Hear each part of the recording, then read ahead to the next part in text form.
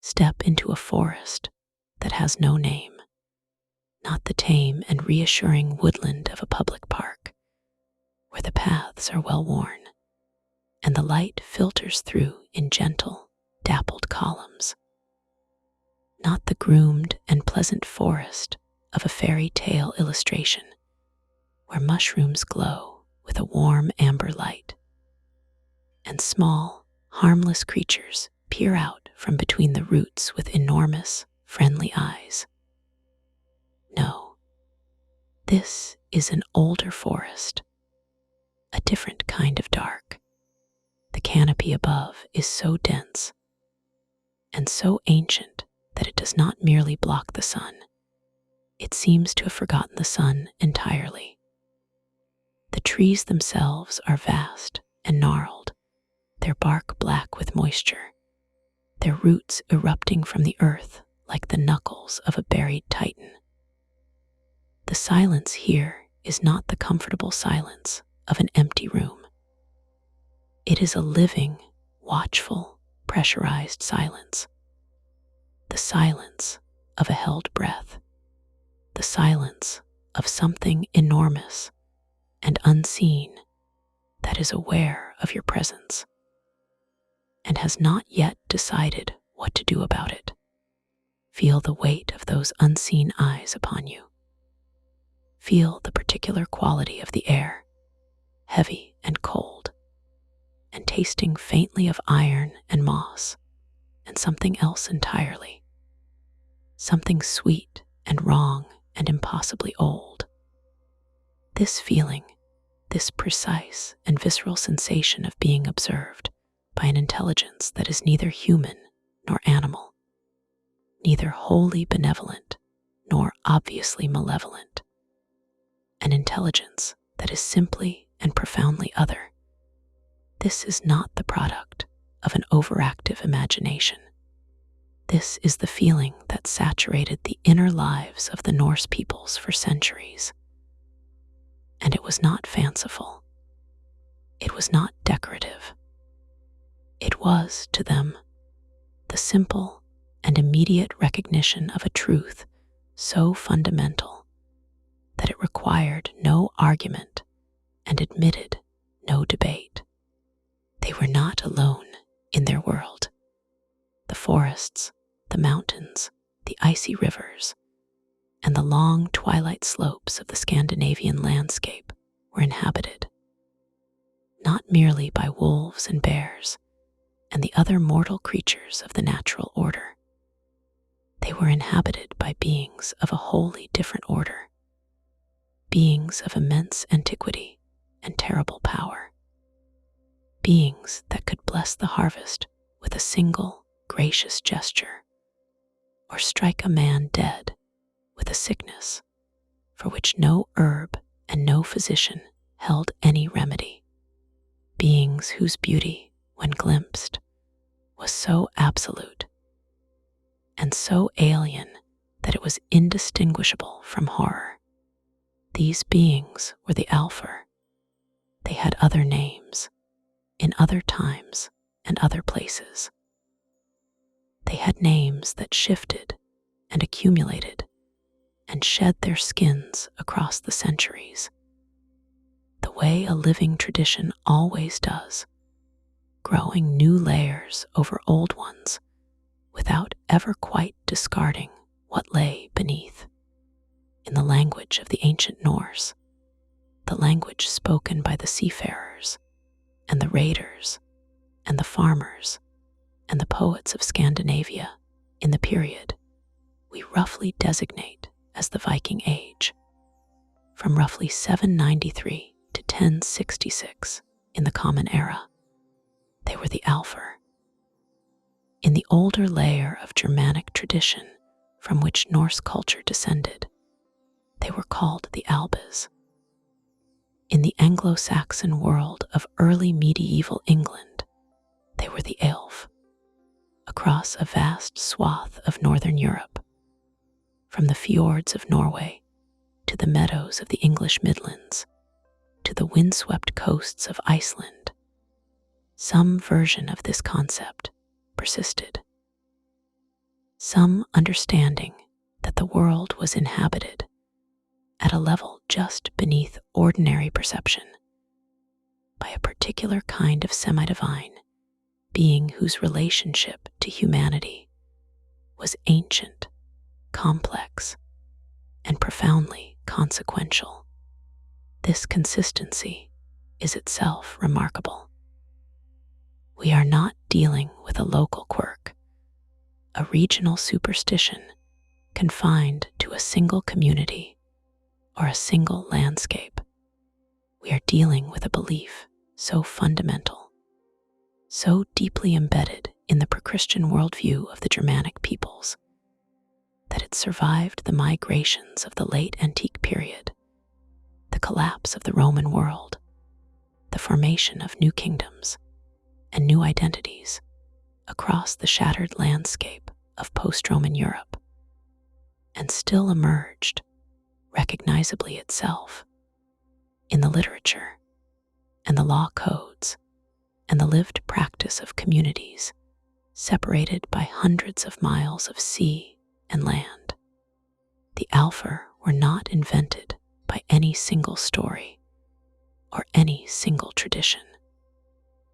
They were discovered again and again in the same invisible dimension of a world that was, everywhere and always, more fully inhabited than ordinary mortal eyes could perceive.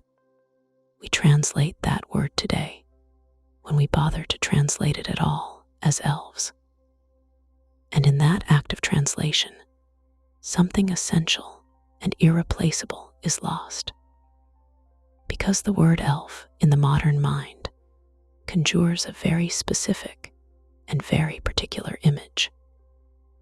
It conjures the rosy-cheeked, pointy-eared workshop assistant of a beloved winter holiday, cheerfully hammering toys in an Arctic factory, while a jolly man in a red suit takes all the credit. It conjures the luminous, silver-tongued archer of a beloved fantasy epic, serene and sorrowful and impossibly graceful, embarking upon a final voyage to some blissful western shore. These images are not without their own beauty. They have their own power, their own resonance, their own capacity to stir something deep and wistful in the human heart. But they are not the Alfar. To discover the authentic visage of the Alfar, we must do what we always must do when we seek the true face of a mythological being. We must strip away the accumulated layers of reinvention and sentimentality. We must peel back the soft, luminous surface of modern fantasy and look beneath, into the darker and more complex strata of the original tradition. We must travel not to the pages of a beloved novel or the glowing screen of a cinema, but to the windswept and inhospitable landscape of the Norse world itself, to the long winter nights illuminated by firelight and the cold, pale shimmer of the northern lights, to the world of the Eddas and the sagas, of the skalds and the seers, of a people who lived in intimate and sometimes terrifying proximity to the unseen. And there, in that ancient and unforgiving landscape, we will find them. The Alfar of the Norse world were not small. They were not decorative. They were not safe. They were semi-divine beings of tremendous cosmic significance. They were beings powerful enough to be worshipped. They were beings whose favor could mean the difference between a prosperous harvest and a season of starvation. They were beings who sent sickness into the bodies of men and women who had inadvertently transgressed against them. They were beings who haunted the sleep of the living, pressing upon chests in the deep of night, pulling the dreamer down into visions of terror and suffocation. They were beings who dwelt in a realm described in the great cosmological structure of Norse mythology as one of the 9 worlds that hung upon the world tree Yggdrasil. They had their own kingdom, their own aristocracy, their own unfathomable relationship with the gods themselves. This is the story we have forgotten. This is the chronicle of the Alfar, not the elves of the workshop, not the elves of the forest glade, but the authentic and formidable beings who once commanded the genuine dread and the genuine reverence of the Norse people. Our expedition into their invisible kingdom begins now. To understand what the Alfar truly were, we must begin with the act of definition. And in that act of definition, we immediately encounter a problem. Because the Norse, like the Celtic peoples who held similar beliefs about the world, were not in the habit of producing systematic theological treatises. They did not write encyclopedias of the supernatural. They told stories. They composed verses. They performed rituals whose meaning was understood not through any written explanation, but through the accumulated and embodied wisdom of a living tradition, passed from elder to child around the fire. The Alfar existed within this oral tradition for centuries before the first written sources appeared. And by the time those sources were set down, the world had already begun to change. Our primary written sources for the Alfar are the great Norse texts of the medieval period. The Prose Edda, composed by the Icelandic scholar and chieftain Snorri Sturluson around 1220, is our most comprehensive single document. It is an extraordinary work, a rich and detailed account of Norse cosmology, mythology, and the genealogies of the gods, written by a Christian author who was simultaneously attempting to preserve the old traditions and to make sense of them within a new theological framework. Alongside it stand the older poetic Edda, a collection of mythological and heroic poems whose origins reach back into the depths of the pagan period, and the sagas themselves, those remarkable prose narratives of Icelandic and Norwegian life in which the supernatural erupts regularly, and with great matter-of-fact violence into the affairs of the mortal world. From these sources, a picture of the Alfar begins to emerge, and it is a picture that surprises us at every turn with its grandeur and its complexity. Let us pause for a moment on the Anglo-Saxon dimension of this tradition, because it offers us something that the Norse sources, despite their richness, do not always provide. The Old English literature, the poetry and the glossaries, and the medical texts of early medieval England gives us a picture of the Alfar, or the Elf as they were known in Old English, that is in many ways even starker and more immediately confrontational than the Norse picture. In the Old English tradition, the Elf are not presented primarily as beings of complex cosmological significance, beings whose relationship to the gods and the dead requires careful theological unpacking. They are presented as a present and immediate danger, a category of supernatural threat that is as real and as practical and as urgently in need of management as any other threat to the safety and prosperity of the household. The Old English word for the category of disease, attributed to Alfar malus, ailfaddle, translates directly as elf disease. It appears in medical contexts, listed alongside other categories of illness, as a recognized and distinct diagnostic category. Not a metaphor, not a poetic flourish, a real thing that a real healer could identify and treat. And the specificity of the diagnostic category tells us something important. It tells us that the Norse and Germanic peoples had observed, over long periods of time, and in many communities, a consistent pattern of symptoms that they attributed to Alfar interference. They had, in other words, a body of empirical observation that supported their diagnostic framework, even if the theoretical underpinning of that framework was radically different from the framework modern medicine would bring to the same symptoms. The word Alfar is believed by scholars of the Old Norse language to derive from a Proto-Germanic root. It is cognate with the Latin word albus, meaning white or radiant.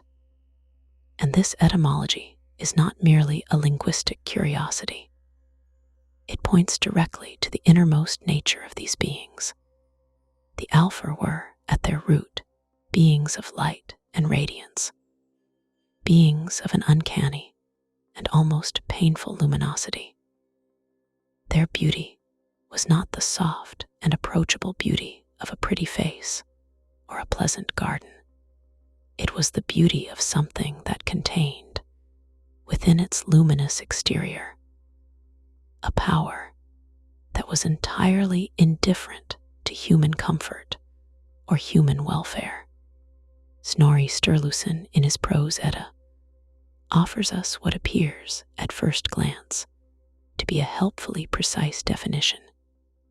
He divides the Alfar into two distinct categories. There are, he tells us, the Eljas Alfar, which we may render as the light elves, who are, in his words, fairer than the sun to look upon.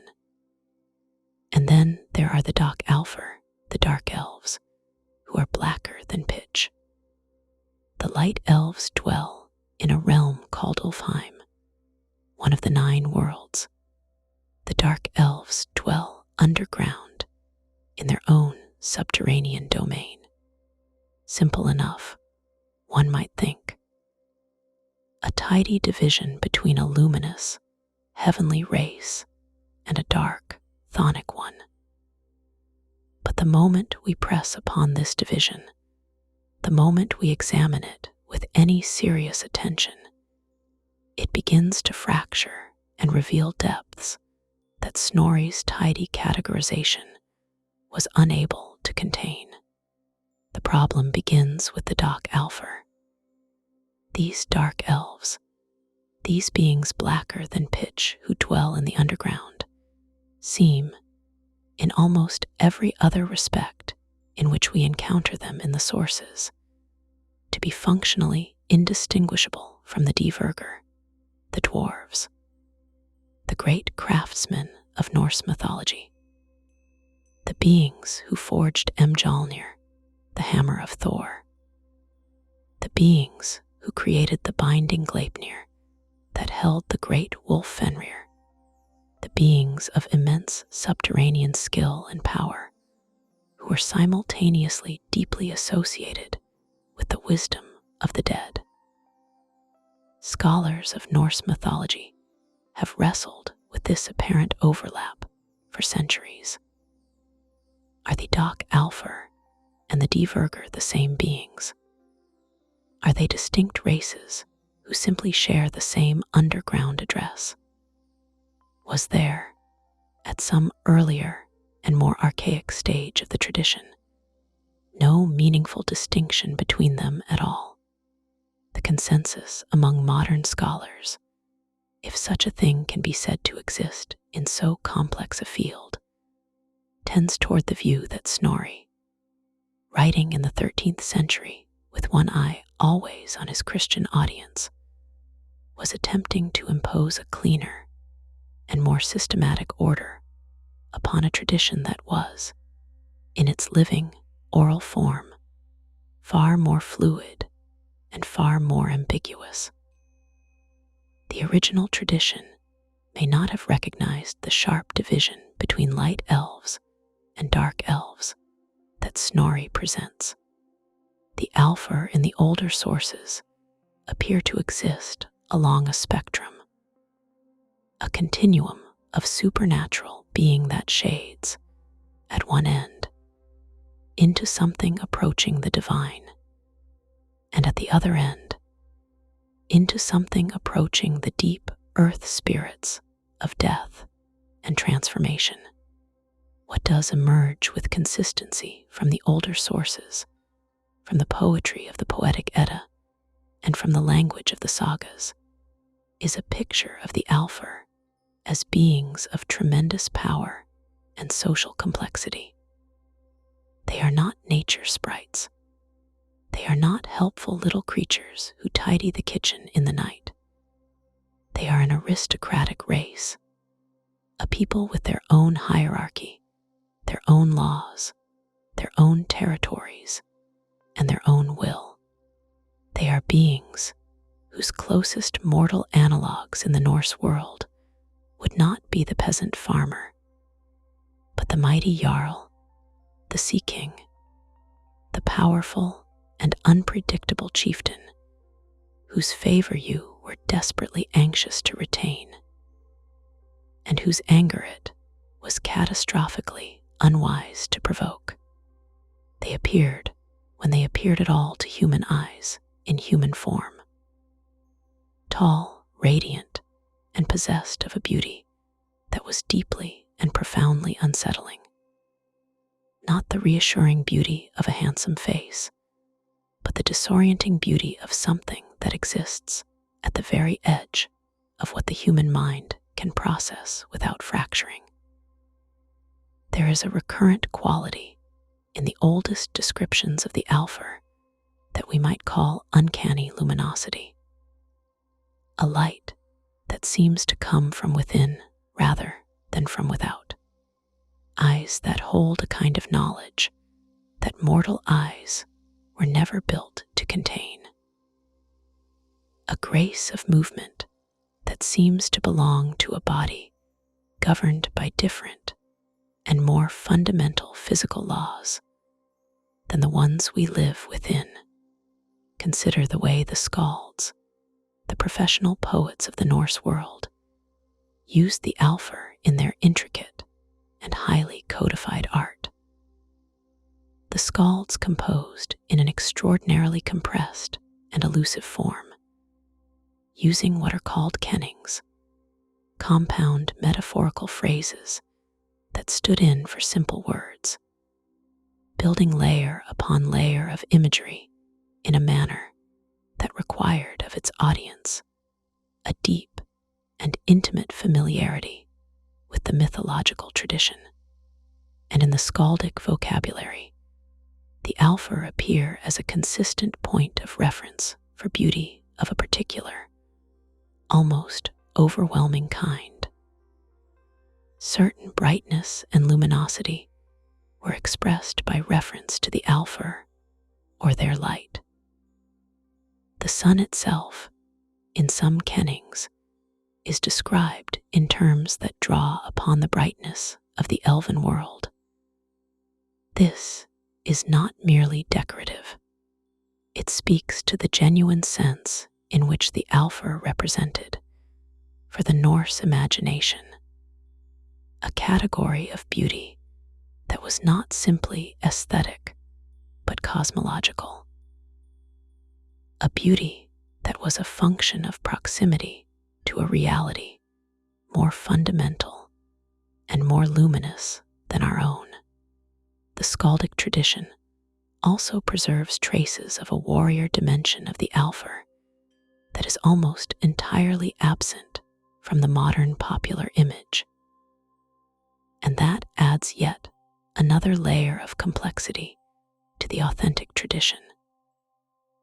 There are references in the poetry to the Alfar as fierce and powerful beings.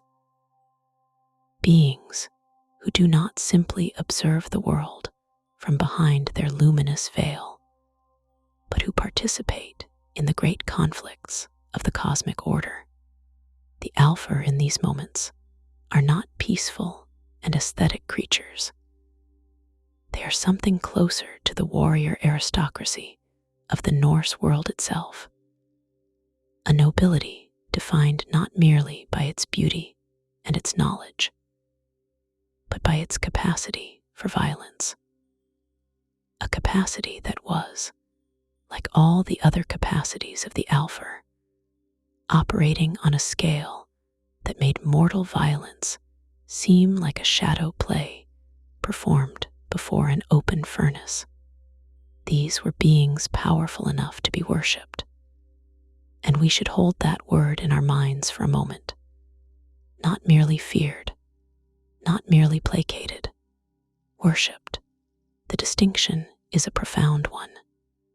Fear is the response to a power that is simply greater than your own. Worship is the response to a power that you believe to be woven into the very fabric of reality itself. The Alfar occupied that second category. They were not simply dangerous neighbors.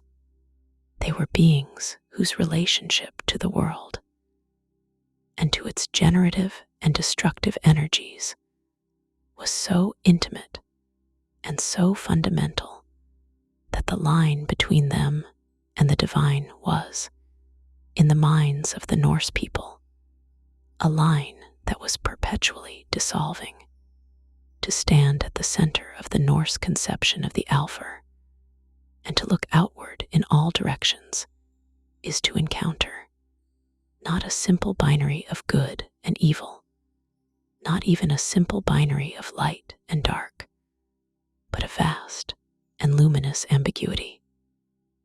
A glittering, shifting, morally complex landscape in which the most beautiful thing in the world and the most terrifying thing in the world are not opposites, but aspects of the same incomprehensible whole. Let us begin with Alfheim. This is the world of the light elves, one of the 9 worlds that hang upon the great cosmic ash tree Yggdrasil, and the name itself is already freighted with significance. Alfheim, the home of the Alfar. It is described in the Eddic sources as a place of such surpassing radiance and beauty that it exists in the cosmological hierarchy of the 9 worlds, in close proximity to the realms of the gods themselves. It is not a place beneath the earth, or beside the earth, or at the margins of the mortal world. It is placed, in some conceptions of the Norse cosmological map, above the realm of men, nearer to the celestial, nearer to Asgard, the fortress of the Aesir gods, than it is to the cold and fog-bound shores of Midgard, the middle world of humanity. This positioning is not accidental. It speaks to a profound truth about the light elves. They are not beings of the earth. They are beings of a higher order of reality. Their realm is suffused with a light that is not the ordinary light of the sun and the moon, but something more fundamental, something that approximates the light of a reality that exists prior to and underpins our own. To look upon a light elf, according to the oldest traditions, is to look upon something that has not entirely submitted to the dimming and the degradation of the mortal world. It is to glimpse, through the veil of ordinary reality, a flash of something that was present before the veil was drawn. But beneath Alfheim, beneath Midgard, beneath the visible and the comprehensible, lie other realms. And here we descend into deeper and darker territory. Here we encounter the underground world of the Alfar, the Dark Elves. And here, as we have already noted, we find ourselves in a region of profound scholarly and mythological ambiguity. The subterranean world of Norse cosmology was not a simple or unitary place. It was a labyrinthine complex of overlapping and interlocking realms. There was Svartalfheim, which translates most directly as the world of the Dark Alfar, the world of the Black Elves. There was Nithivlir, the dark plains, or the low fields, where the Diverger, the dwarves, forged their extraordinary works of craft and magic. And there was, at the deepest root of Yggdrasil, the realm of Helheim, the realm of the dead, presided over by the powerful and impassive figure of Hel. The Alfar seemed to exist somewhere in the complex and overlapping territory between Svartalfheim and the realm of the dwarves. They are beings of immense craft and subterranean knowledge. They are beings whose association with the underground carries with it, in the Norse cosmological imagination, a set of powerful and interrelated connotations. The underground is the place of the dead. It is the place where the bodies of the ancestors were laid. It is the place of deep roots, of the hidden processes of growth and decay that sustain the visible world above. It is a place of extraordinary and dangerous power.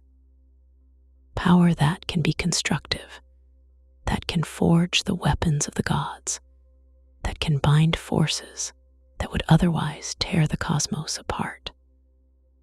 But power that is also cold. Power that is intimately acquainted with dissolution and ending. The relationship between the Alfar and the dead is one of the most significant and most frequently overlooked dimensions of the Alfar tradition. And it connects the Norse tradition to the Celtic tradition we have already explored in ways that are, to any serious student of comparative mythology, both striking and deeply revealing. In both traditions, the elven or fairy people are associated with the mounds and the underground places where the dead are buried. In both traditions, there is a constant and productive ambiguity between the supernatural beings who dwell in these underground palaces and the spirits of the ancestors who were laid to rest within them. In both traditions, this ambiguity is not a mistake or an inconsistency. It is the very heart of the belief. The Alfar, in their subterranean dimension, were, in some profound sense, the dead transfigured. They were the ancestors, elevated and changed by their long residence in the underground, their humanity gradually distilled away, leaving behind something purer, more powerful, and more alien. Something that retained a stake in the affairs of the living, that could be approached and appeased, that could bestow blessing or deliver punishment, but that was no longer bound by the limitations of a mortal existence.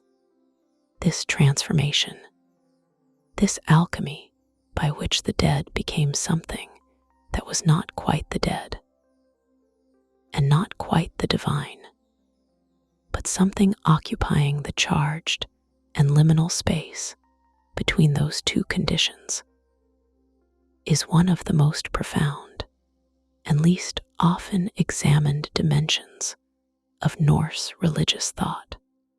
The Norse people lived in intimate proximity to their dead in a way that the modern Western world, with its professionalized mortuary practices and its clinical sequestration of dying and death from the spaces of ordinary life, has almost entirely lost.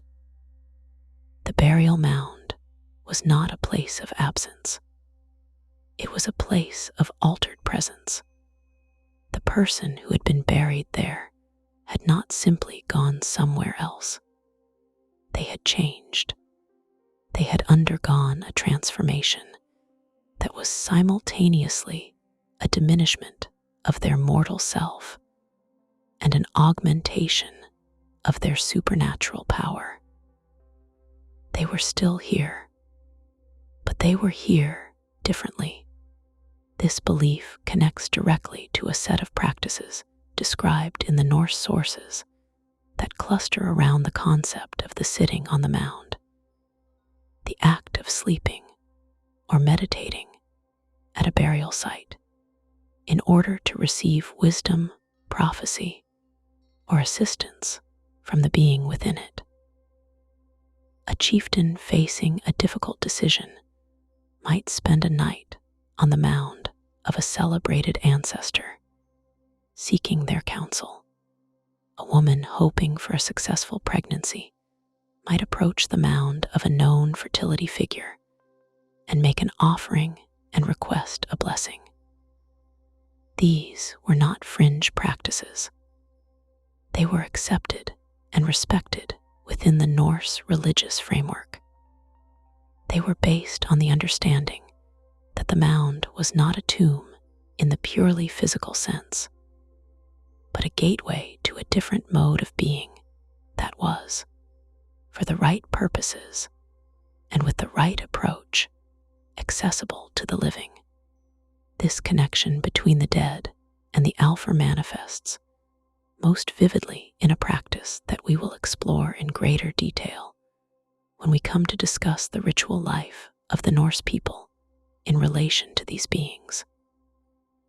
But we can note here, in passing, a tradition mentioned in the sagas called the Alfablot, the elf sacrifice.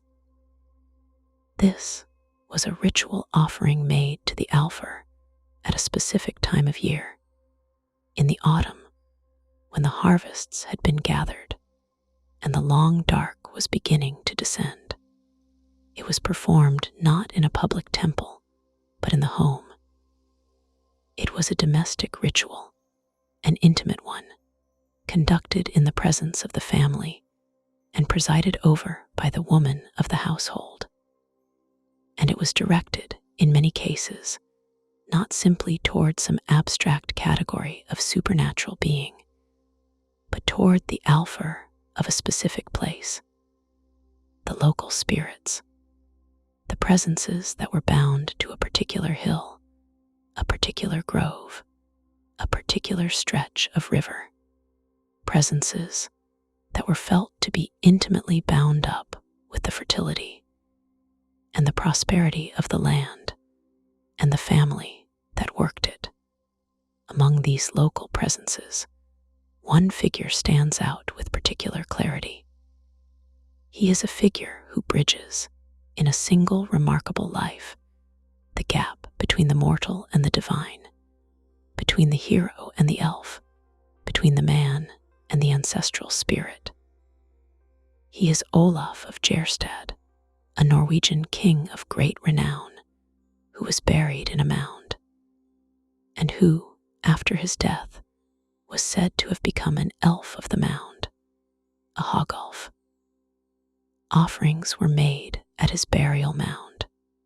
His help was sought in matters of prosperity and childbirth.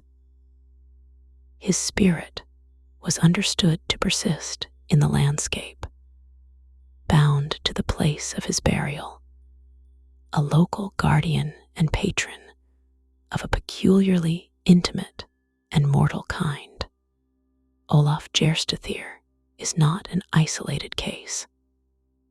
The sagas contain numerous accounts of the honored dead becoming, through the alchemy of burial and time, and the continued reverence of the living, something more than the sum of their mortal parts, something that partook of the nature of the Alfar. The boundary between the ancestral ghost and the elven spirit was, in the lived experience of the Norse people, a boundary that was routinely crossed in both directions. This brings us to a question that may seem strange in the context of a tradition we are accustomed to thinking of as sharply dualistic.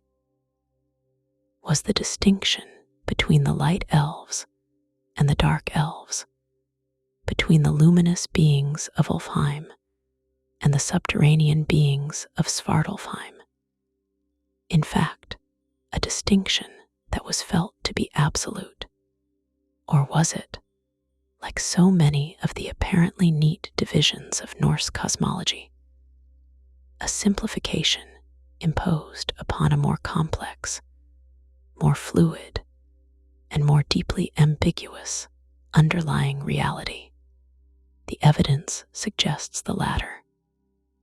The authentic Norse conception of the Alfar, stripped of Snorri's systematizing and returned to its older, more fluid form, presents us with a single race of beings that contains within itself a vast spectrum of power, appearance, and moral disposition. At one end of this spectrum, beings of such surpassing radiance that they seem to belong to a reality adjacent to the divine. At the other end, beings of such profound darkness and subterranean power that they seem to belong to a reality adjacent to the dead. And between these poles, an enormous and complex middle ground populated by beings of every intermediate quality, beings whose relationship to the living was shaped not by any fixed moral alignment, but by the specific circumstances of each encounter, the history of each relationship, and the inscrutable and often inexplicable operation of their own will. To press upon the question of the Diverger and the Doc-Alfar overlap is to enter one of the most productively strange corners of the Norse mythological tradition. The Diverger were, in the mythology, the supreme craftsmen of the universe. They forged not merely tools but realities. The hammer Mjolnir, whose power could command the weather and shatter mountains. The ship Skidbladnir, which could sail any sea and fold up to the size of a handkerchief when not in use. The hair of Sif, Thor's wife, spun from actual gold to replace the real hair that Loki had mischievously cut away. The binding Gleipnir, made of impossible and contradictory materials, thin as silk but unbreakable. The chain that held the wolf Fenrir until the end of days. These were not the creations of a merely skilled artisan. They were the creations of beings who understood the deep structure of reality in a way that allowed them to craft objects that transgressed the ordinary boundaries of the possible. And this deep structural knowledge was, in the Norse tradition, a knowledge of the dead. The dwarves were formed, in the mythological account, from the body of the primordial giant Ymir. They were, in their very origin, beings of dissolution and transformation, beings who emerged from the process of cosmic death, and were therefore intimately acquainted with the processes of matter at their most fundamental level. They understood what things were made of because they were themselves made of what everything else was made of. The Doc Alfar, the dark elves who dwelt in the same underground spaces and who performed the same extraordinary acts of craft, share this quality. They share the intimacy with deep matter, the knowledge of what lies beneath the surface, the willingness to work in the dark, in the underground, in the spaces that are hidden from the ordinary light of day. And this willingness is not, in the Norse tradition, a moral failing. It is a form of power. It is the power of the one who knows the root rather than only the flower. The power of the one who understands the hidden process rather than merely the visible result. The Alfar were not simply good or evil. They were vast. If the authentic nature of the Alfar eludes simple moral categorization, their relationship to the gods of the Norse pantheon is equally complex and equally illuminating. For the Alfar were not merely adjacent to the divine. They were, in certain crucial respects, of the divine. The boundary between the Alfar and the gods was, at certain points along its length, as permeable and as contested as the boundary between the Alfar and the dead. To understand this, we must first understand something of the structure of the Norse divine world itself. The gods of the Norse pantheon were not a unified and homogeneous assembly. They were, in fact, divided into two distinct divine tribes, whose relationship was one of long and complex history. On one side stood the Aesir, the sky gods, the gods of war and sovereignty and cosmic order. Odin the All-Father, one-eyed and inscrutable. Thor the Thunderer, mighty and direct. Tyr the god of justice. These were the great shining gods of the high citadel of Asgard. On the other side stood the Vanir, an older and more mysterious tribe of gods, whose association was not with the sky and the sword, but with the earth and the sea and the deep, generative forces of fertility and magic. The relationship between the Aesir and the Vanir was not always peaceful.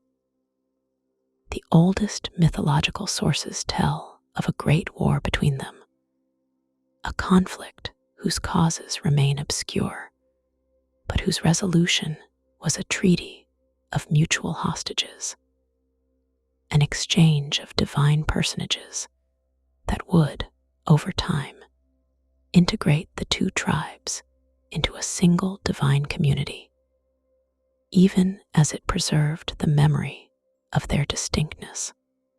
The Vanir gods are the ones who matter most to our present inquiry, for it is among the Vanir that we find the most intimate and the most structurally significant connection to the Alfar.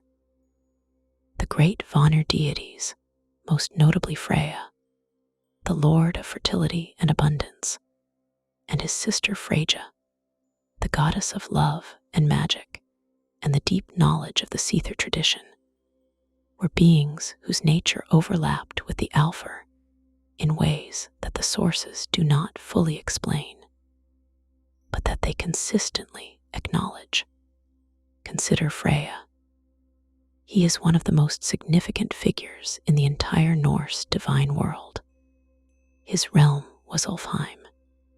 He is described in the Prose Edda as having been given the realm of Alfheim as a gift at the time of his first tooth, an image that, whatever its precise mythological meaning, establishes with absolute clarity the intimacy of the connection between this great Vanir god and the world of the Alfar.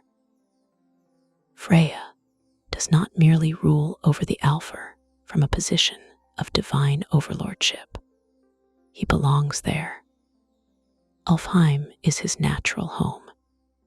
He is not a visiting deity who has taken possession of a foreign territory. He is a native of that luminous realm. He is, in some fundamental sense, the Lord of the Elves because he is, in some fundamental sense, one of them. This is not as strange as it might initially appear. The Vanir gods, as a tribe, share many of the qualities that distinguish the Alfar from the Aesir.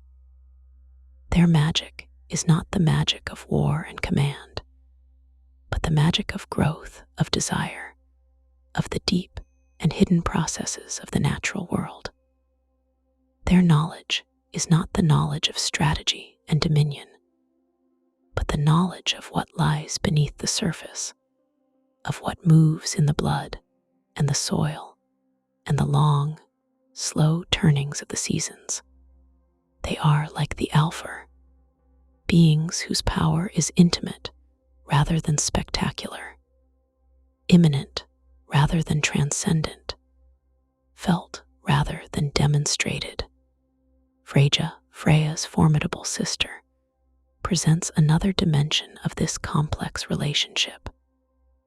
She is the acknowledged mistress of Seether, the most powerful and the most morally ambiguous form of Norse magic. Seether was a practice of prophecy and shapeshifting and the bending of fate, a magic that was associated, in the Norse imagination, with the feminine, with the knowing of hidden things, and with a willingness to dissolve the boundaries of ordinary selfhood in the service of deeper knowledge. It was, to some extent, a transgressive practice, one that was associated with the margins of respectable society, with the wandering wise woman, with the person who had journeyed beyond the ordinary borders of the human world and returned with something that could not quite be named. And Seether, in its practice and its associations, is deeply intertwined with the world of the Alfar. The beings who taught Seether to humanity in the mythological accounts are, more often than not, associated with the elven world. The knowledge flows from that luminous, ambiguous realm into the mortal world through the hands of those who dared to cross the border. The cosmological significance of Alfheim within the structure of the 9 worlds cannot be overstated. Yggdrasil, the great world tree, is the axis of the Norse universe. It is the structural principle upon which all of reality is organized.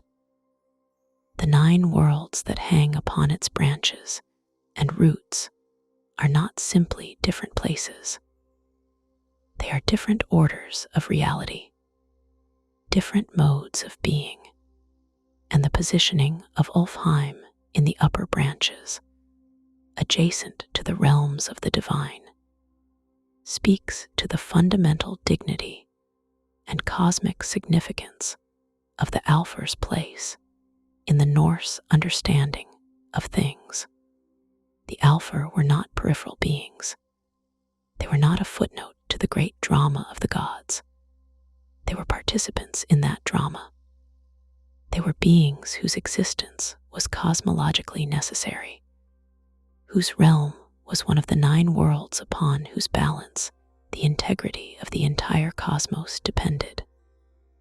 To diminish them, to miniaturize them, to render them charming and harmless, was not merely an aesthetic choice. It was, from the perspective of the original tradition, a kind of cosmic obscenity, a failure to see the world as it actually was. There is a passage in the Poetic Edda, in the poem known as the Lay of Thrym, where the gods, in the course of a somewhat comic quest to recover Thor's stolen hammer, are said to need to consult both the Aesir in assembly and the Alfar. The Alfar are mentioned here in what appears to be a passing and almost casual fashion.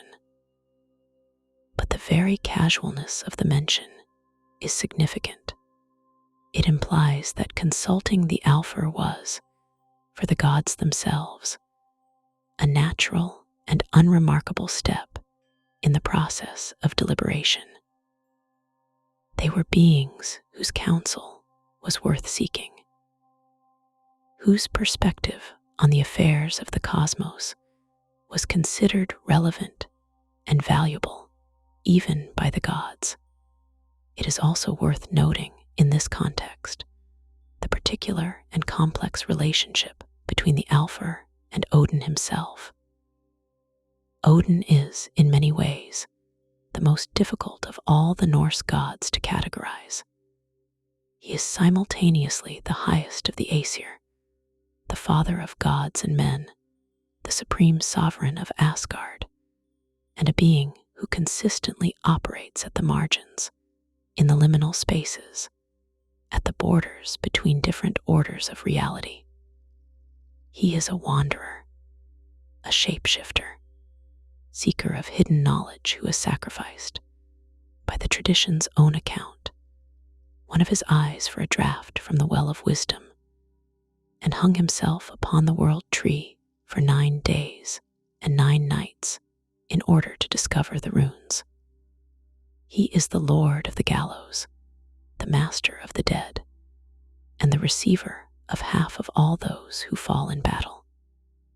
He is, in other words, a being who partakes, in his very nature, of the same kind of liminal, boundary-crossing quality that we have identified as central to the Alfar. The relationship between Odin and the elven world is not made explicit in most of the major sources, but it is there, in traces and suggestions, woven into the texture of the tradition. The practice of sitting on the mound, of seeking wisdom and counsel from the beings within the burial mounds, was an extension of the shamanic and Seether-adjacent practices associated with Odin himself, the seer who sat on the mound, and entered into communication with the beings within, was doing something that was, in its structure and its underlying logic, analogous to what Odin did when he hung upon Yggdrasil and descended into the well of Mimir. They were all crossing the same fundamental boundary, the boundary between the ordinary mortal consciousness and the other, deeper, stranger consciousness of the world that the Alfar inhabited. This suggests something profound about the nature of the elven world in Norse thought. It was not simply a place where elves lived. It was a dimension of reality that was accessible under the right conditions and with the right knowledge and the right degree of courage and willingness to be changed to human beings.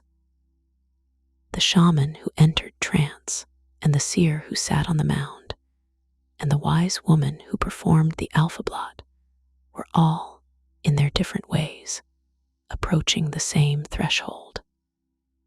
The threshold of Alfheim, the membrane between the mortal world and the world of luminous, terrifying, cosmologically necessary being that the Alfar inhabited. And this is what makes the elven tradition so much more than a simple folk superstition. It was, in the Norse world, part of the fundamental technology of knowing, part of the mechanism by which human beings attempted to access the deeper layers of reality that their ordinary consciousness could not reach. The Alfar were not merely to be feared and propitiated and avoided. They were a source of knowledge, a source of the kind of deep, structural, cosmological wisdom that could not be obtained through ordinary human means. To be in relationship with the Alfar was not simply a matter of domestic safety and agricultural prosperity, though it was certainly that. It was also a matter of epistemological depth, of how deeply and how accurately one was able to perceive the world as it actually was, beneath the comfortable surface of ordinary mortal experience. This is the Alfar in their full cosmic stature. Not tiny helpers, not decorative spirits, but participants in the great ongoing deliberation about the nature and the fate of the world. Beings whose absence from the council of the gods would have left something genuinely important unsaid.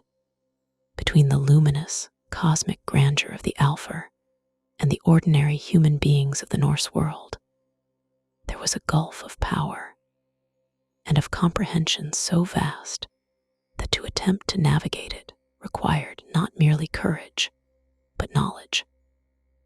An intimate and carefully maintained body of ritual knowledge passed from generation to generation. A complex of practices and prohibitions and propitiatory gestures that governed every dimension of the relationship between the mortal and the elven world. For the Norse people, the Alfar were not distant mythological figures. They were present. They were here. They inhabited the landscape in which the Norse people lived and worked and died. The great burial mounds that dotted the countryside were their palaces. The deep forests were their hunting grounds. The places where two worlds seemed to press against each other, where the membrane between the visible and the invisible grew thin and tremulous, were their doorways. A man plowing his field might, if he was not careful, turn up a mound of earth that was not simply a mound of earth. A woman drawing water from a certain spring might feel, if the hour was late, and the light was the particular amber of a dying afternoon, that the surface of the water was not simply reflecting the sky, but was reflecting something else entirely. Something that had no name in the mortal tongue. The most immediately feared consequence of Alfar displeasure was a condition that the Norse sources describe with a stark and clinical simplicity that is, in its own way, more terrifying than any dramatic supernatural narrative could be. It was called Alfshot, and it was exactly what the name implies. To be Alfshot was to be struck by an arrow or a bolt of malevolent Alfar force. Not necessarily a physical arrow that could be seen and removed, but an invisible missile of supernatural energy that lodged in the body and produced sudden, sharp, inexplicable pain. The agonizing stitch in the side that comes from nowhere. The stabbing headache that strikes in the midst of a clear day. The sudden lameness that afflicts a limb without any visible injury. Alfshot was a diagnosis, an explanation for a category of suffering that had no obvious physical cause. And as a diagnosis, it carried with it a set of implications about the nature of the illness and the appropriate response to it. If you had been struck by the Alfar, you had transgressed. You had, knowingly or unknowingly, violated the invisible borders of their territory. You had walked where you should not have walked. You had spoken words you should not have spoken. You had failed to make the proper offerings or to observe the proper protocols. The sickness was not random misfortune. It was consequence. The remedy for Alfshot was therefore not merely medical, but ritual. It required not only the treatment of the physical symptom, but the appeasement of the offended being. A cunning person, a healer with knowledge of both the physical and the supernatural realms, might be called upon to perform a complex and specific ritual of apology and restitution. Certain herbs were known to have protective properties against Alfar malice. Certain words, spoken in certain sequences at certain times of day, could draw the invisible bolt out of the afflicted body and return it to the realm from which it came. These were not fringe practices confined to the most credulous or desperate members of Norse society. They were an integrated and accepted part of the medical and ritual repertoire of the Norse world. But the most intimate and the most deeply feared form of Alfar interaction was not the remote and impersonal punishment of Alfshot. It was something that came closer, much closer, something that crept into the home, into the darkened bedroom, into the very space of sleep and vulnerability. It was called the Mara. The Mara is one of the most ancient and persistent supernatural figures in the Germanic and Norse tradition. She is the nightmare, not merely the bad dream, but the physical, visceral, oppressive experience of the nightmare. The sensation of lying awake in the deep of night, unable to move, unable to cry out, with a weight upon the chest that is not a blanket and not a pillow, but something with presence and intention, something that presses down with a force that is real and suffocating while remaining entirely invisible, something that seems to look at you with a regard that is not malevolent in any simple, personal sense, but cold and deep and entirely indifferent to your terror. The word Mara persists in the modern vocabulary in a form so familiar that most people who use it have entirely forgotten its origin. The English word nightmare is composed of the words night and mare, and that second element, mare, is a direct descendant of the old Germanic and Norse Mara. Every time a modern English speaker complains of a nightmare, they are, without any awareness of it, invoking the name of an ancient supernatural being of the Norse tradition, the ghost of the Alfar woman who pressed upon sleeping chests in the pre-Christian darkness of Scandinavia, lives on in the very structure of the modern English language. Language, as always, preserves what the conscious mind has chosen to forget. The connection between the Mara and the Alfar is not always made explicitly in the sources, but it runs through the tradition like a vein of dark metal through pale stone.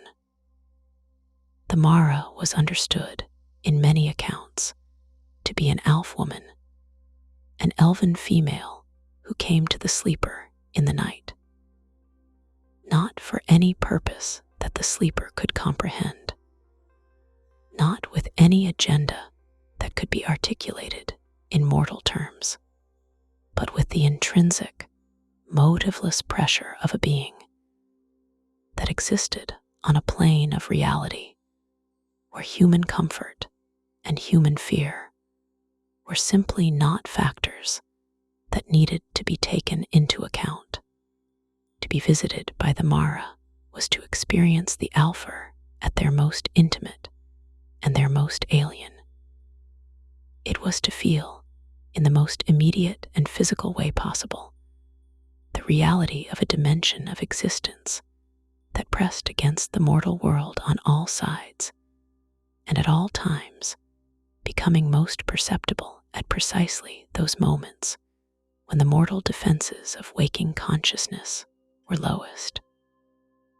The sleeper was uniquely vulnerable, and the Mara was the face of that vulnerability.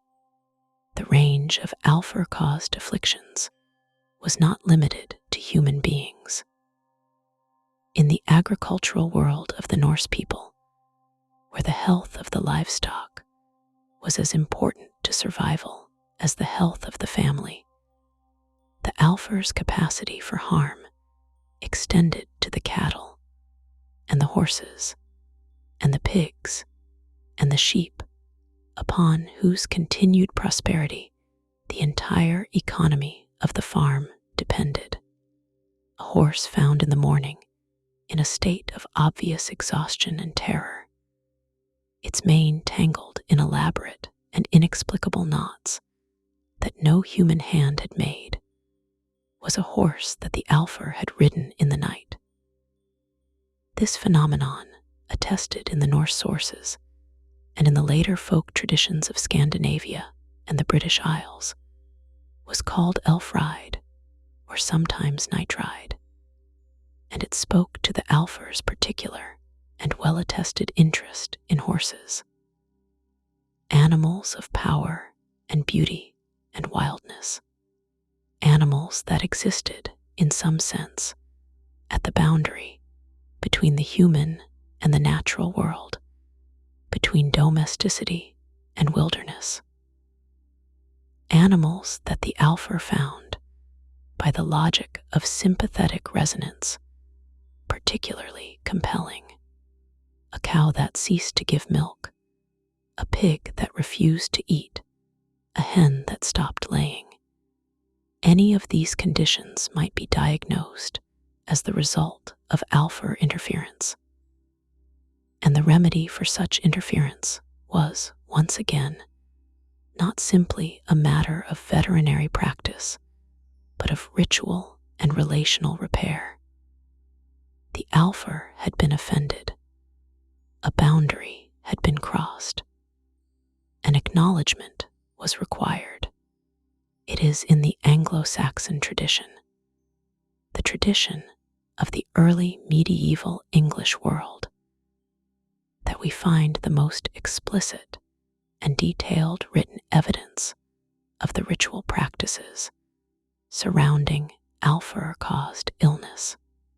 The great collection of Old English medical texts, known as the Lacnunga, compiled in the late 10th or early 11th century, contains a number of healing charms, ritual utterances designed to be spoken over a sick person or a sick animal, that explicitly name the Alfar as the cause of the affliction and invoke divine and supernatural powers to reverse their malign influence. These charms are remarkable documents.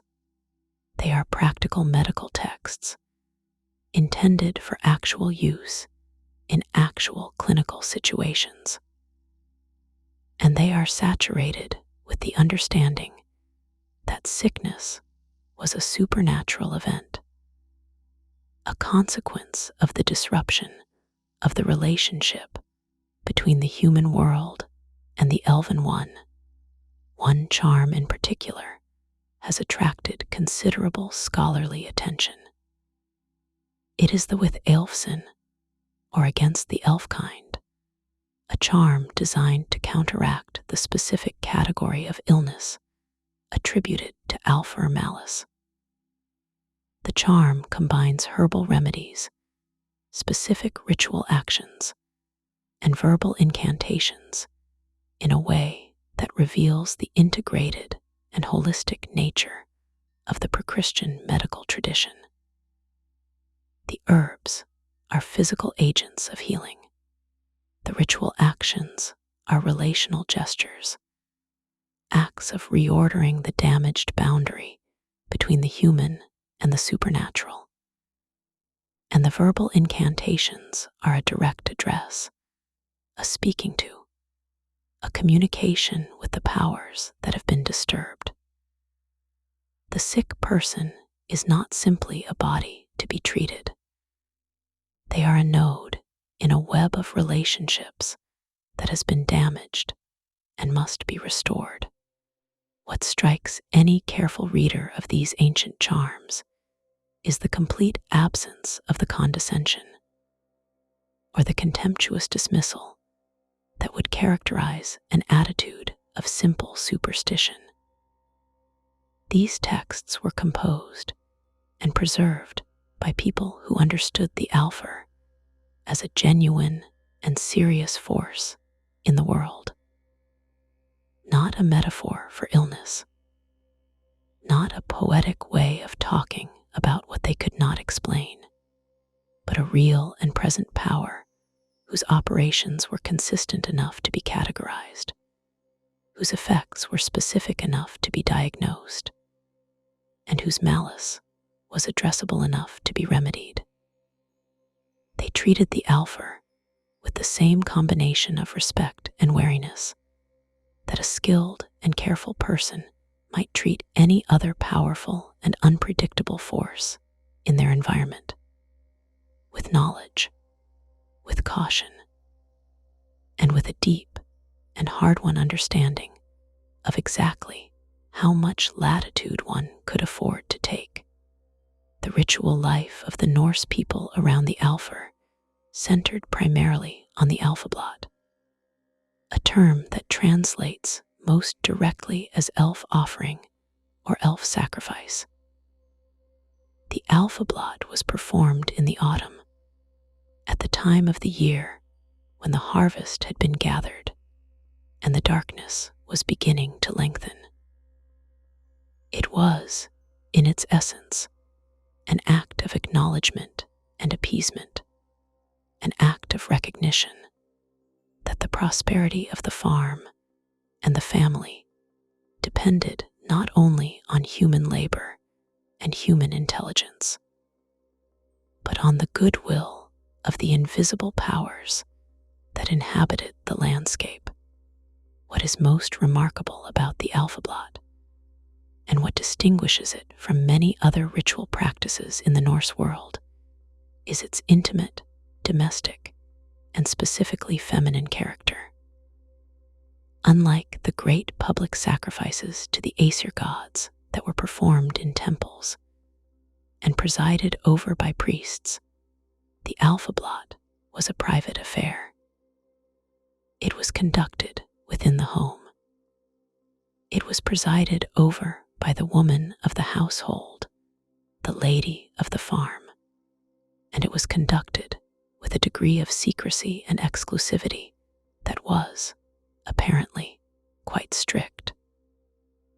An account from the saga of Olaf Haraldsson, written in the 13th century, but drawing on older oral tradition, describes the saint arriving at a farm during the alphabet and finding the doors closed against him, the family inside engaged in their ritual, and the lady of the house firmly declining to admit the king's man during the performance of the offering. This exclusivity was not mere rudeness. It was ritual necessity. The alphabet was a transaction of profound intimacy, a conversation between the household and its particular local Alfar, and the introduction of any element of disruption or disrespect could compromise or entirely negate its efficacy. It was a sacred act of reciprocity, an acknowledgement that the Alfar of this particular hill, this particular grove, this particular stretch of earth, had a stake in the prosperity of this particular family, and that the family had an obligation to recognize and to honor that stake.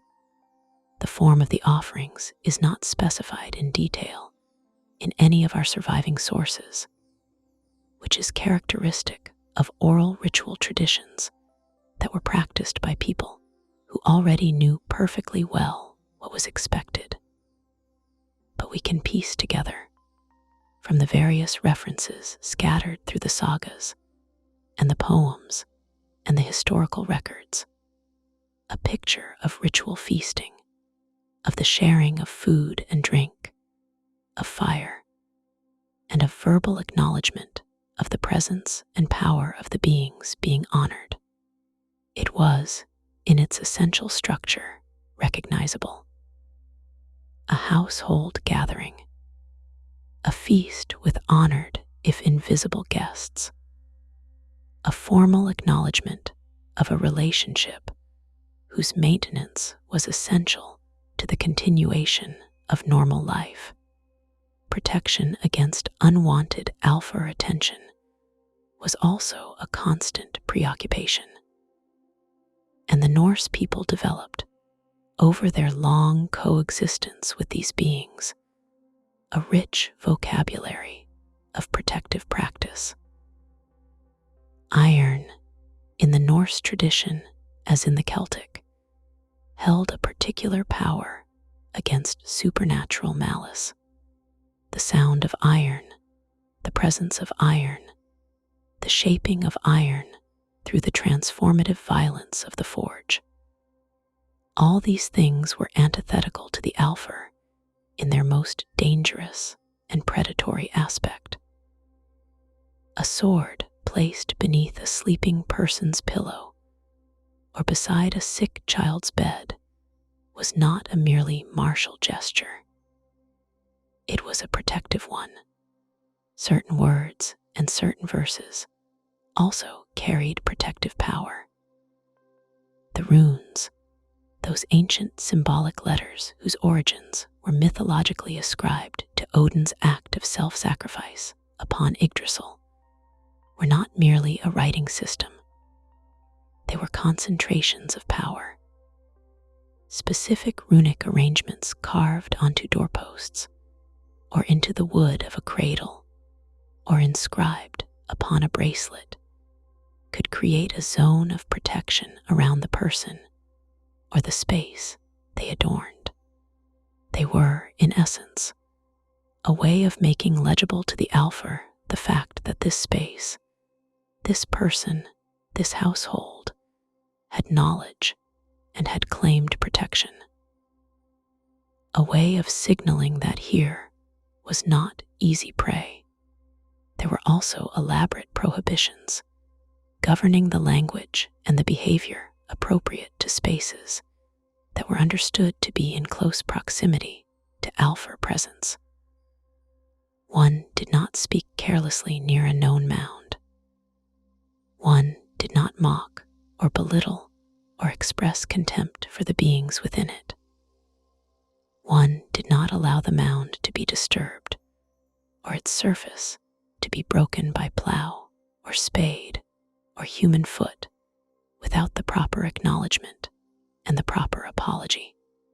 One did not allow a fire to be built too close to the mound, for fire was itself a powerful and volatile supernatural force, and its proximity to the Alfar's dwelling was a provocation that they were unlikely to overlook. These were not merely superstitions. They were the accumulated practical wisdom of communities that had learned through long experience and sometimes through bitter loss the specific conditions under which the Alfar were most likely to respond to human transgression with the force and the specificity of supernatural consequence. The taboos surrounding the Alfar also extended to what one said about them. Like the Celtic tradition of using euphemisms for the fairy people, the Norse and Germanic traditions developed their own vocabulary of respectful indirection.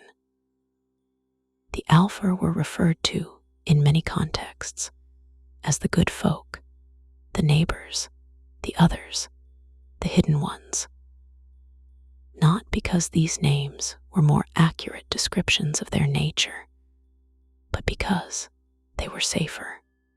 They were forms of address that acknowledged the Alfar's existence without presuming upon their patience, that conceded their power without provoking it. The practice of naming the Alfar carelessly or dismissively was understood to be precisely the kind of behavior that was most likely to draw their attention in a way that one did not want. In the Norse world, as in the Celtic, the most dangerous thing one could do in relation to the supernatural was to behave as if it were not there. Certain plants, too, carried the power of protection. Elder and Rowan were particularly associated with warding against malign supernatural influence of all kinds, including the malign interest of the Alfar. The elder tree, in particular, was understood to be inhabited by a spirit of its own, a being sometimes called the Elder Mother, whose permission was required before any branch of the tree could be taken. To treat the elder carelessly was to invite the kind of retribution that it was the whole point of protective practice to prevent, but it would be a profound misrepresentation to present the relationship between the Norse people and the Alfar as one of pure fear and pure defense. Because the Alfar were not simply dangerous, they were powerful. And that power, if approached with the proper combination of knowledge and respect and ritual care, could be turned to human benefit. The Alfar could be allies. They could be patrons. Their favor could transform the fortune of a family, a farm, a region. The Hog Alfar, the Alfar of the burial mounds, those beings who partook of both the ancestral and the elven, were particularly susceptible to a relationship of reciprocal care. Honored and fed and spoken to with the respect their power warranted, they could be a source of protection, of fertility, of healing, and of wisdom. The Norse world was not a world divided into the human and the supernatural, with the human perpetually under siege from the supernatural. It was a world in which the human and the supernatural were continuous with each other, overlapping and interpenetrating at every point, and in which the task of human life was not to wall out the supernatural, but to maintain a productive and respectful relationship with it. The Alfar were part of that relationship, a difficult, demanding, and sometimes terrifying part, but a part that, navigated with care and knowledge, was also a source of genuine support and genuine grace. The world that sustained the Alfar in their full, complex, and genuinely frightening stature did not disappear all at once. It was not dismantled in a single night by a single decree. It was, instead, subjected to a long and gradual process of erosion, a centuries-long wearing away of the conditions that had made the Alfar what they were. And the primary engine of that erosion was the arrival and the slow but inexorable consolidation of Christianity across the Norse world. The conversion of Scandinavia to Christianity was not a uniform or a rapid event. It happened at different speeds in different places.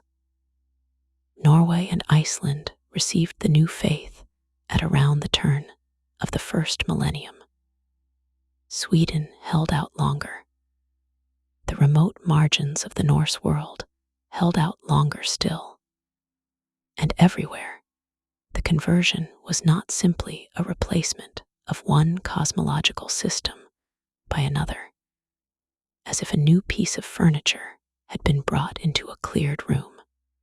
It was a collision of two ways of being in the world, two cosmological visions, two fundamentally different understandings of the nature of reality and the place of humanity within it. The Norse cosmological system, with its 9 worlds and its world tree, and its complex web of divine and semi-divine and ancestral beings, was a cosmology of radical plurality. Reality was multiple. Power was distributed. The sacred was everywhere, in the mound and the forest and the river and the sky. There was no single center and no single authority. There was a vast and animated cosmos in which humanity was one small thread in an enormous and endlessly complex weaving. Christianity offered a different vision, a cosmology of radical hierarchy and radical singularity. One God, absolute and omnipotent. One created universe, finite and purposive. One history, moving from creation through fall and redemption toward a final and definitive conclusion. In this new cosmological system, the space for independent supernatural beings of ambiguous power and ambiguous moral status was very limited indeed. They could be angels, servants of God, arrayed in their own hierarchy below the divine. They could be demons, the fallen enemies of God, working against the divine plan in the shadows of the world. Or they could be nothing at all. The Alfar were placed by the Christian missionaries and the Christian kings and the Christian clergy who accompanied the conversion firmly in the third category. They were declared to be nothing. Superstitions, fantasies of the ignorant. The veneration of the Alfar, the practices of the alphabet, and the ritual offerings and the protective charms were denounced as pagan abominations.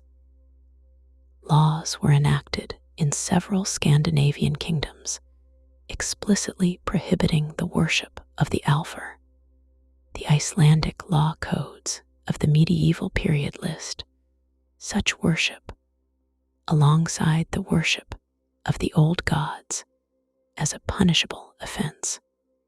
The specificity of these legal prohibitions is itself deeply instructive. Laws are not written against things that do not exist. The very existence of a law forbidding the veneration of the Alfar is proof that the veneration of the Alfar was sufficiently widespread and sufficiently persistent to require a law. The conversion was not converting a population that had casually believed in the Alfar and was ready to let that belief go.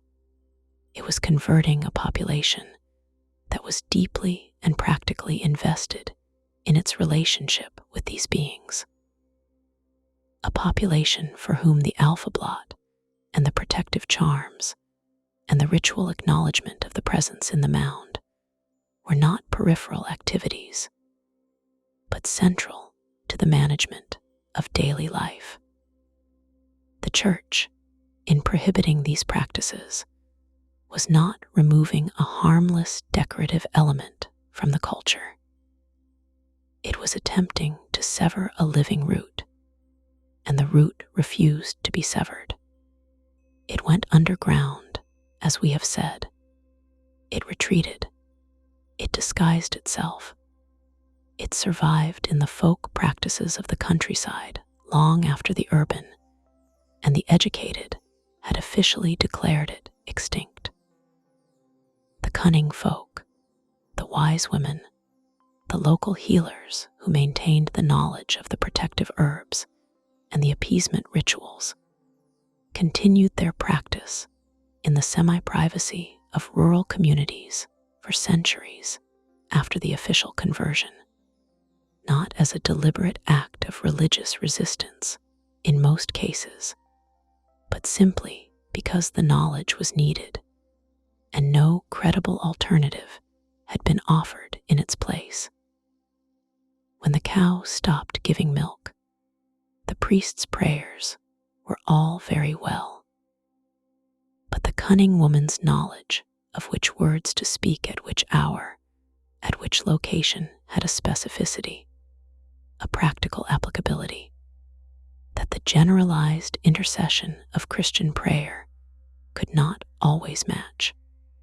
The medieval church in Scandinavia was not unaware of this problem, and its response, over time, was not simply to prohibit the old practices, but to attempt to replace them, to offer a Christian framework for the same kinds of concerns that the old practices had addressed.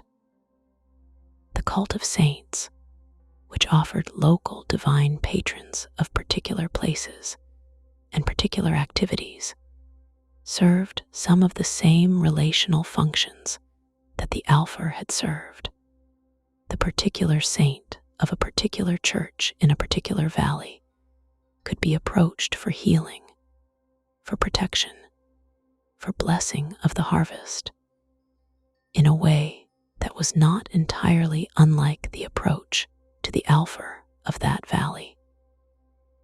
The church had, in effect, absorbed some of the structural logic of the Alfar tradition while repudiating its specific content. But the Alfar, in the form of the Huldufolk, remained. They persisted in the folk consciousness with a tenacity that no amount of ecclesiastical prohibition could entirely extinguish. And in the later Middle Ages, as the church's grip on the cultural imagination of Northern Europe tightened, the old elven tradition underwent a further and more drastic transformation. In some regions, the Alfar were not merely prohibited, but actively demonized, incorporated into the growing body of diabolic folklore that would eventually contribute to the witch trials of the 16th and 17th centuries. The female elven figures, the Alfar women whose beauty and wildness had always carried within them a note of dangerous allure, became increasingly associated with the figure of the succubus, the demonic female tempter of Christian theology. Their nocturnal visits, which in the older tradition had been understood as manifestations of an independent and amoral supernatural force, were reinterpreted as diabolical seduction. The Mara, who pressed upon the sleeping chest, became the handmaid of Satan, rather than an autonomous expression of the elven world's indifference to human welfare. This demonization was not total, and it was never entirely consistent. The old folk traditions were too diverse, too locally specific, too deeply rooted in the embodied knowledge of particular landscapes and particular communities to be homogenized into any single official narrative. Different communities maintained their Alfar traditions in different forms, with different degrees of integration with the Christian framework. In some places, the Huldufolk were understood as a race of people who had existed before the creation, who had been hidden away by God at the moment of the fall. In others, they were understood as the unbaptized dead, souls who had never received the Christian sacrament, and therefore occupied a liminal state, neither heaven nor hell, but the hidden places of the earth. In still others, they were simply the old beings, the ancient presences, whose nature and origin were not to be understood in Christian terms at all, but simply acknowledged and respected. And alongside this complex and geographically varied persistence of the older tradition, the literary culture of the Romantic movement in the 19th century was constructing its own version of the elf, a version that was simultaneously more aesthetically appealing and more culturally impoverished than either the authentic Alfar of the Norse tradition or the resilient Huldufolk of the post-Christian countryside. The romantic elf was a being of pure beauty and pure melancholy, a symbol of everything that had been lost to the modern world, everything that industrialization had paved over and rationalism had dismissed. The romantic poets and painters and novelists seized upon the elf as a vehicle for expressing a longing that was genuine, but that they lacked the language and the tradition to express in any other way. And in expressing it through the medium of the elf, they transformed the elf beyond recognition. The great German romantic tradition, with its fascination with folklore and its yearning for a lost pre-modern wholeness, was particularly significant in this transformation. The scholars Wilhelm and Jakob Grimm, whose collection of German folk and fairy tales appeared in the early 19th century, were engaged in a project of cultural recovery and cultural construction simultaneously. They were recovering genuine fragments of the old tradition, but they were also inevitably shaped by the aesthetic and ideological preoccupations of their own time. The elves and the elf-like beings of the Grimm tradition are not the Alfar. They are filtered through the sensibility of early 19th century German Romanticism. They are smaller, more charming, less terrifying, more legible as vehicles for the emotional needs of a modern audience. And then Shakespeare's influence, reaching backward from the 16th century, continued to shape the popular imagination. His version of the fairies in A Midsummer Night's Dream had already, by the time of the Romantic Revival, established a template for the literary elf that was powerful enough to compete with, and in many cases to overwhelm the older traditional material. The elf of the Romantic 19th century was, in large part, the elf of Shakespeare's Dream made more melancholy and more beautiful. A being of enchantment and of loss. A being whose magic was real and whose world was real, but whose relationship to the mortal world was one of wistful distance rather than the predatory intimacy of the authentic Norse tradition. This was the elf that passed into the high fantasy tradition of the 20th century, most powerfully and most influentially through the work of John Ronald Reuel Tolkien. Tolkien was a scholar of extraordinary depth and seriousness. He was a professor of Anglo-Saxon and medieval literature at Oxford. He knew the primary sources.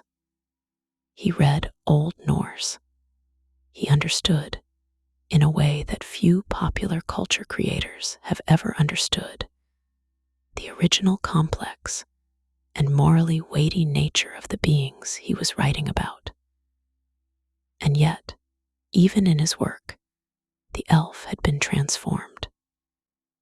His Eldar, his high elves, his Calaquendi, were beings of surpassing beauty and profound melancholy.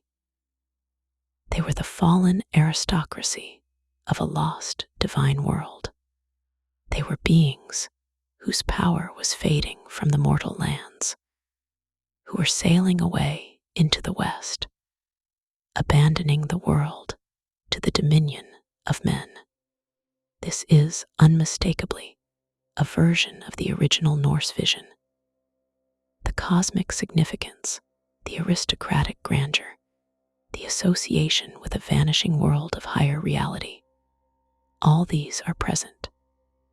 But the terror is gone. The Alfshot is gone. The Mara is gone. The Alphablot is gone. The genuine and visceral fear of the Norse farmer in the presence of a force that could strike him dead without warning or explanation has been sublimated entirely into a sublime and aesthetic sorrow. The elves of Tolkien are, in the end, beings that the reader is invited to love and to mourn, not beings that the reader is invited to dread. We have reached the end of a long journey through time and cosmology and the shifting landscape of the human imagination. We have stood in the pre-Christian Norse world and felt the weight of the Alfar's reality. We have descended into the subterranean ambiguity of the Doc Alfar. We have stood in the luminous realm of Alfheim and contemplated the proximity of the elven world to the divine. We have experienced the Alfshot, the Mara, the Alphablot. We have watched the Alfar survive the coming of Christianity, retreating into the guise of the hidden folk, enduring in the suppressed and semi-official belief of rural Scandinavian communities for centuries. And we have watched them be reinvented once more by the great romantic and fantasy traditions of the modern era. It is worth pausing at the beginning of this final reflection to note something that the sheer breadth of our historical survey may have partially obscured. We have traveled through more than 1,000 years of cultural transformation. We have passed through the Viking Age and the medieval period and the early modern era and the Romantic Revival and the modern fantasy tradition. And throughout all of it, a consistent thread persists. Not the specific form of the belief, not the specific practices, not the specific names or the specific stories, but the underlying recognition that the world contains more than the visible, that the landscape is inhabited by intelligences that are neither human nor simply natural in the sense that we would use that word, that there is a dimension of reality adjacent to and interpenetrating with the ordinary mortal world, whose inhabitants are beings of power and ambiguity and genuine danger, beings that require and deserve a quality of attention and a quality of respect that the modern world has largely forgotten how to offer. That thread has never broken. It has been stretched, in some periods almost to the point of invisibility, but it has not broken. The Alfar were too deeply woven into the fabric of the Northern European experience of the world to be simply cut away. They have changed their names and their faces and their cultural functions many times over the centuries, but their essential nature has persisted. The nature of a class of being that is other, in the most profound and productive sense of that word, other than human, other than natural, other than the categories and the taxonomies that ordinary human consciousness uses to organize its experience of the world. Beings that insist, by their very existence, that reality is larger and stranger and more complex than we have yet found the courage to fully acknowledge. Before we attempt to answer that question, we must acknowledge something that is easy to forget in the midst of a long historical survey. We must acknowledge that the distance between us and the Norse farmer who left his autumn offering at the edge of the mound is, in certain crucial respects, far smaller than we like to imagine.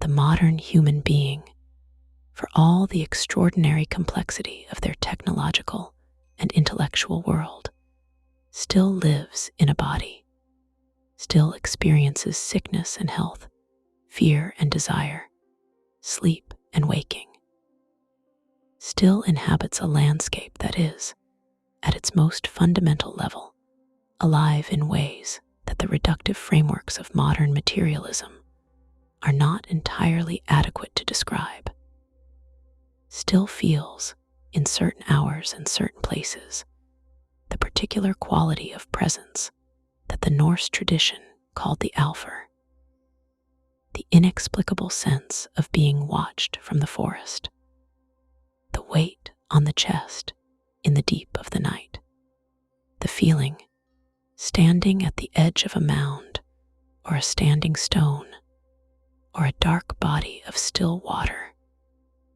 that the boundary between the visible and the invisible is not as solid as one had been led to believe. These experiences have not vanished from the human repertoire. They have been reinterpreted.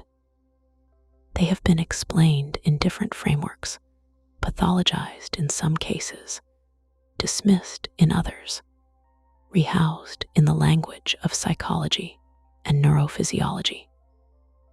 But the experiences themselves remain, and their persistence is the persistence of the Alfar. The first answer to our question, then, lies in the same deep soil that nourishes all persistent mythological traditions.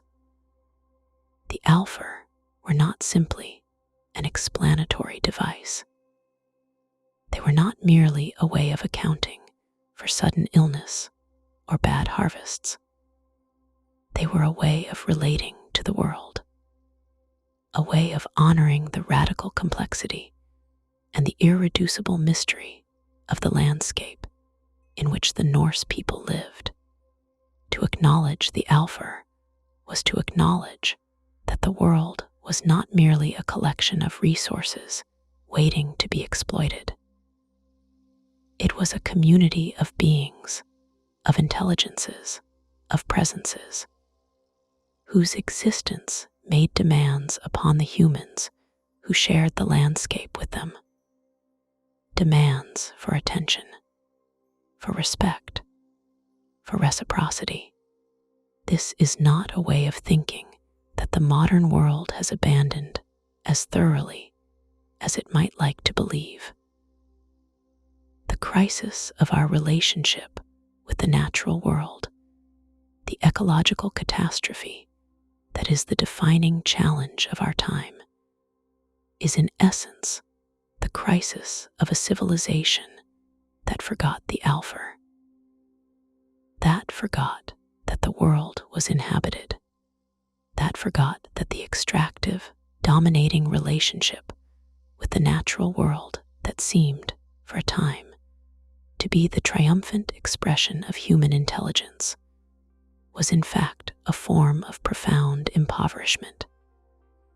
The Alfar, in their persistence, are a reminder, a goad, a set of ancient and inextinguishable eyes looking out from the forest and asking whether we have yet understood what we have done. The second answer lies in the unique capacity of the Alfar as a mythological tradition to hold together contradictions that the human mind most urgently needs to hold together. The Alfar are beautiful and terrible. They are generous and punishing. They are ancient and present. They are of the sky and of the earth, of the divine and of the dead. They embody the paradox at the heart of the natural world as it is actually experienced by beings who live within it. The world is beautiful. The world is dangerous. The world bestows gifts, and the world withdraws them with equal indifference to human feeling. The Alfar are the face of that paradox. They do not resolve it. They inhabit it. And in inhabiting it, they make it survivable. They make it meaningful. The third answer lies in the peculiar power of the Alfar silence. Like the Celtic Fae, the Alfar have no single, definitive, canonical story. They have no scripture, no prophet, no creed. They are a presence that has always been available for reinterpretation, for reimagination, for adaptation to the needs of each new generation and each new cultural moment.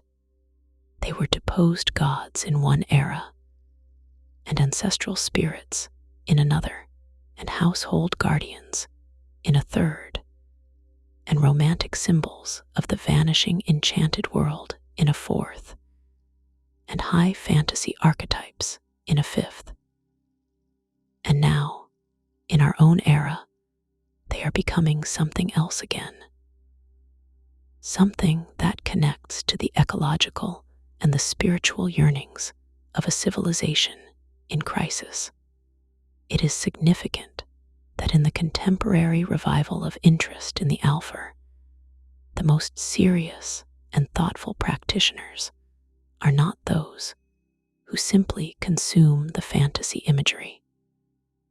They are those who have returned to the primary sources, to the Eddas, to the sagas, to the Anglo-Saxon charms, to the accounts of the Alphablatt and the Hog Alfar and the Alfshot. They are attempting, with varying degrees of scholarship and varying degrees of success, to reconstruct a relationship with these beings that is grounded in the actual tradition rather than in the comfortable modern reimaginings of it. They are attempting to approach the Alfar not as symbols or archetypes, but as what the original tradition understood them to be. Real presences in a real world. Presences that require attention and reciprocity, and a willingness to be genuinely unsettled.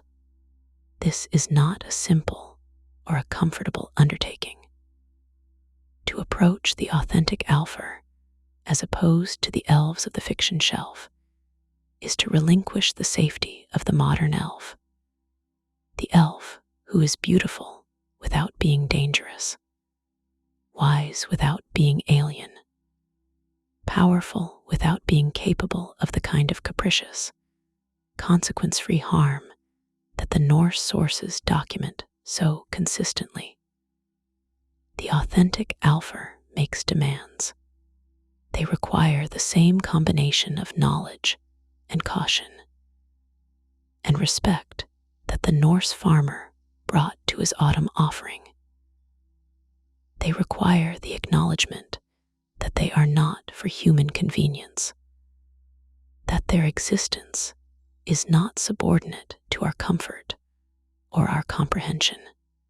The neo-pagan and modern shamanic movements that have grown with remarkable vigor and diversity across the Western world in the late 20th and early 21st centuries have returned to the Alfar, as they have returned to the Fae of the Celtic world, with a seriousness and a respect that would have been recognized, if not in every particular, by the Norse farmer who left his autumn offering at the edge of the mound.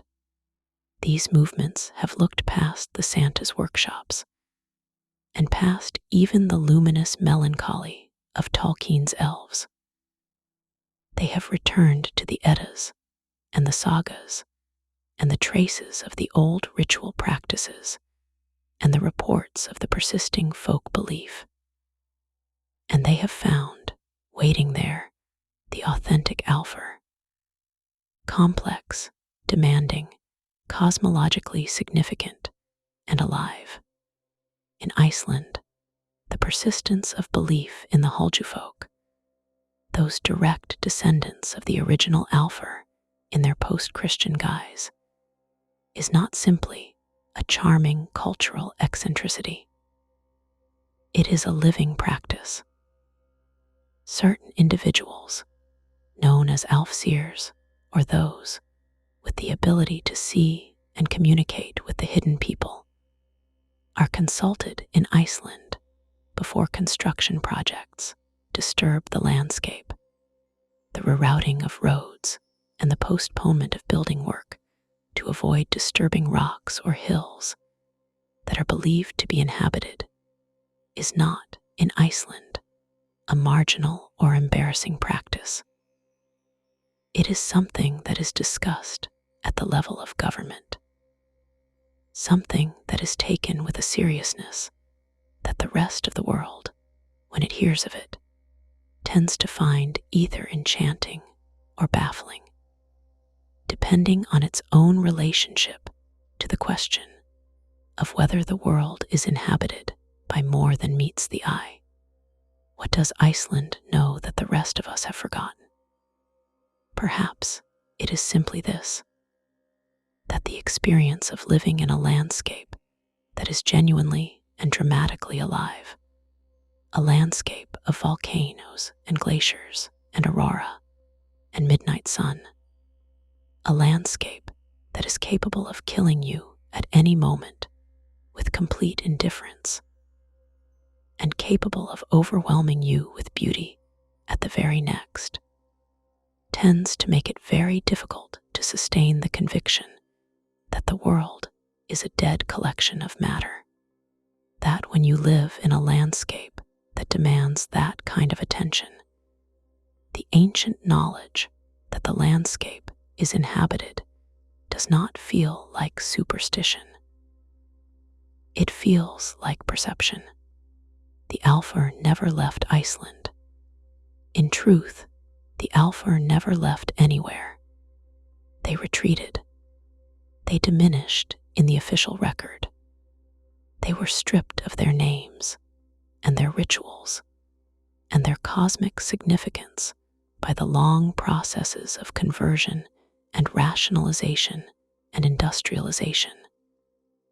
They were miniaturized and sentimentalized and rendered safe. But they did not disappear, because the forces they embody, the forces of wild nature, of ancestral memory, of the deep and non-human intelligence of the living world, did not disappear. They went into hiding, into the cracks and the margins and the old, forgotten places of the culture, into the oral tradition that persisted in remote farmhouses long after the official discourse had dismissed it, into the dreams of children who lived near ancient mounds and felt, without being able to articulate it, the weight of a presence, into the imagination of writers and artists who found, when they reached past the sanitized and the familiar for something genuinely powerful and genuinely strange, that the elves were waiting.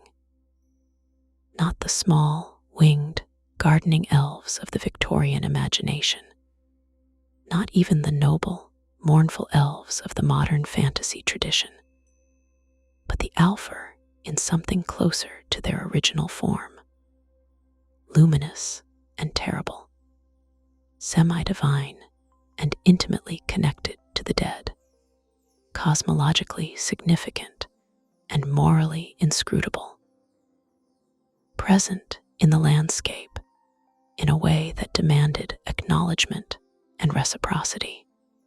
Our age is, in some respects, well suited to their return.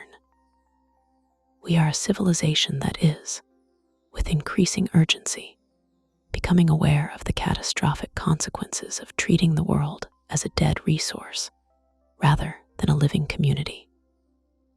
We are a civilization searching for a framework in which the natural world is understood to have an interior life, an agency, a claim upon our behavior that is not merely instrumental. The Alfar, in their authentic form, offer precisely such a framework, not because they are literally real in the way that a chair or a mountain is literally real, but because they are expressions of a way of knowing the world that treats the world as alive and intelligent and worthy of the kind of careful, reciprocal attention that was once the central activity of the alphabet. The question of whether the Alfar exist is, in the end, less interesting than the question of what it means to live in a world in which the possibility of their existence is taken seriously. To take that possibility seriously is to pay a different kind of attention to the landscape, to feel the weight of the mound beneath your feet, not merely as geology, but as presence, to hear the wind in the forest, not merely as the movement of air among leaves, but as the voice of something that has been here since before the first human being looked up at the night sky and asked what was looking back. The great Edda poet who first set down the vision of the 9 worlds and the world tree and the luminous realm of Alfheim was not engaged in a merely decorative or entertaining exercise. They were doing what all the great mythological traditions of humanity have done at their best.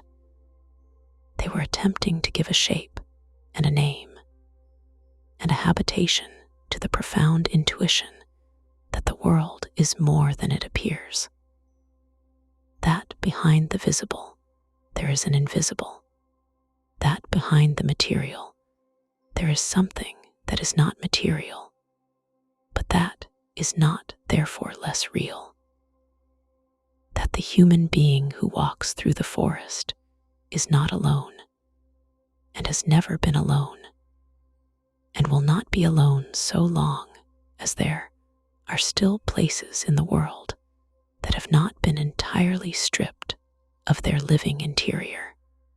The Alfar are those places. They are the life of those places.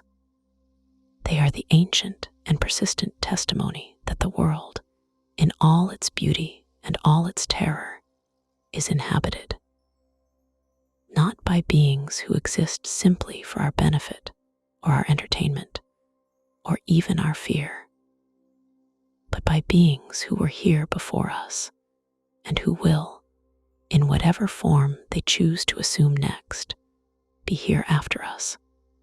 And so we return to the forest with which we began, the forest with no name, the ancient canopy overhead, the roots erupting from the dark earth like the bones of something vast and patient and impossibly old, the silence that is not absence but presence, the feeling of eyes in the dark that belong to no creature you have ever seen and no creature you would know how to name. You are not imagining it. You never were. The Alfar are watching. They are waiting to be remembered, and the invitation to begin that act of remembrance, to strip away the centuries of sentimentality and the comfortable fictions of diminishment, and return to the genuine, complex, magnificent, and terrifying reality of these beings, remains as open now as it was in the age of the Norse farmer leaving his autumn offering at the edge of the mound. You have only to step closer to the dark, to listen for the sound beneath the silence, to look with the kind of sustained and humble attention that the old tradition required at the world you inhabit and the presences that inhabit it with you. The light in the depths of the mound is not reflected from the moon. It is the Alfar. It was always the Alfar, and they have been waiting for a very long time.